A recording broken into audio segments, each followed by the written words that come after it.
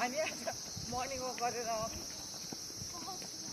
आएको यहाँ हामी माथि नक्सलकलाई चिया बगान त्यहाँसम्म गएर हामीले त्यहाँनिर हल्का एक्सर्साइज गऱ्यौँ।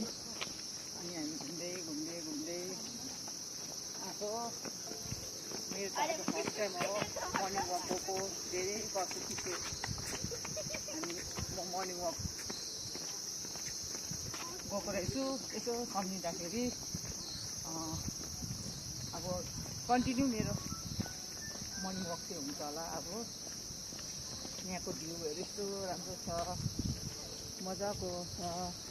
सबैले हेर्नु, सबैजना वकमा आउनु। अरू त केही छैन, अब गएर घरमा गएर काम गर्नुपर्छ। अन्त दोकान जानुपर्छ, दोकानमा गएर फुलहरू निकाल्नुपर्छ। त्यहाँ पनि एक्सर्साइज हुन्छ हल्का मेरो। अनि त्यसपछि दोकानमा बसेर गफसफ गर्नुपर्छ दोकान पुगेर।